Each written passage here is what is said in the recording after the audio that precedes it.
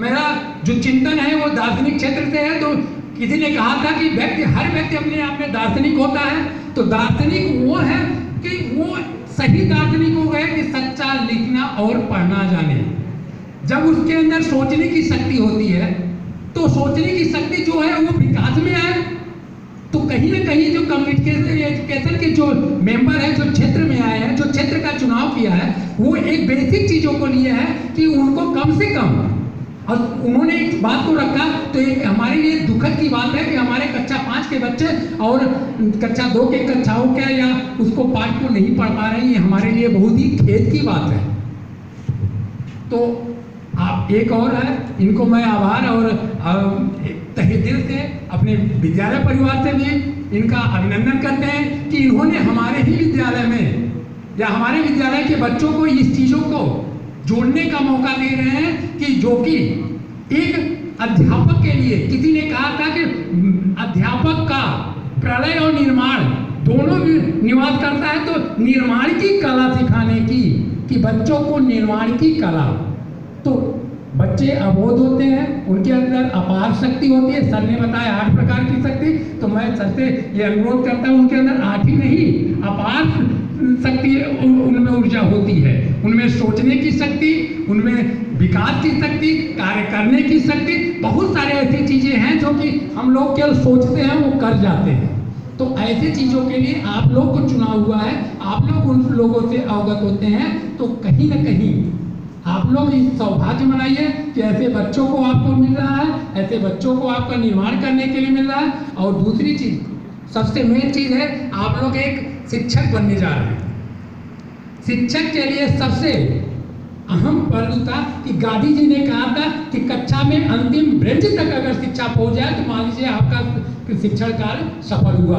परंतु इन लोगों का प्रयास उसको बदल दिए कि गांव के अंतिम बच्चे तक शिक्षा पहुंच जाए तो आपका जीवन, जो शिक्षक जीवन के लिए, तब आपका सफल होगा।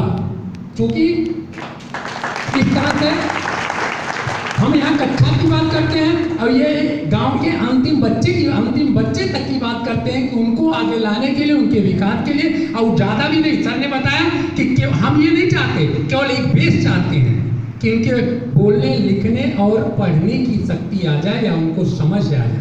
बस इतनी सी बात इनकी कमेटी का उद्देश्य है।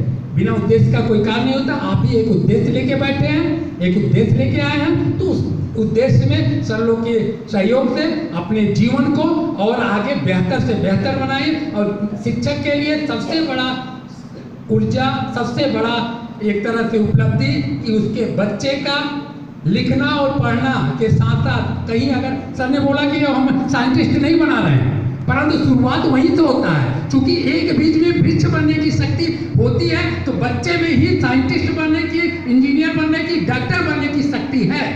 तो जब तक हम उनको वृक्ष को, बीज को सही जगह पे उर्वरा या शक्ति, पर्यावरण सही ढंग से वातावरण नहीं देंगे तो उनका वृक्ष तो बनेगा, मगर वृक्ष का क्या रूप होता है, सही रूप से क्या है, ये आप उन बच्चों में और माली की तरह में सींचिए और मौका मिल रहा है तो उसका लाभ उठाइए। और सर लोग के माध्यम से समय समय पर आपको इस सब चीज़ों को मिला।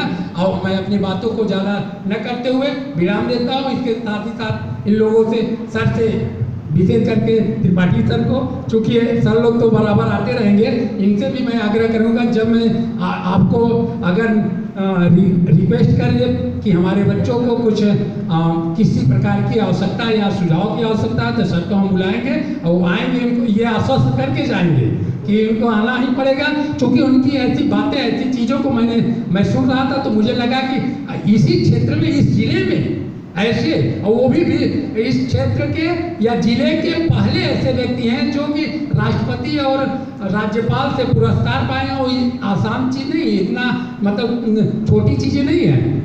इन्होंने अपने पूरे जीवन को इन्होंने समर्पित किया शिक्षा के लिए।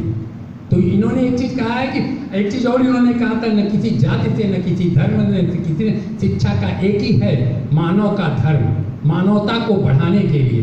तो ये सब चीज़ें प्रयास जो हो रही है मानव विकास के लिए हो रही है। इसी के साथ मैं सभी लोगों का एक बार अभिवादन करता हूँ। पुनः आप लोग आगमन करें हमारे विद्यालय प्रांगण को, हमारे प्रशिक्षण भिक्षु बच्चों को समय समय पर अपने उचित मार्गदर्शन देते रहें। जय हिंद, जय भारत।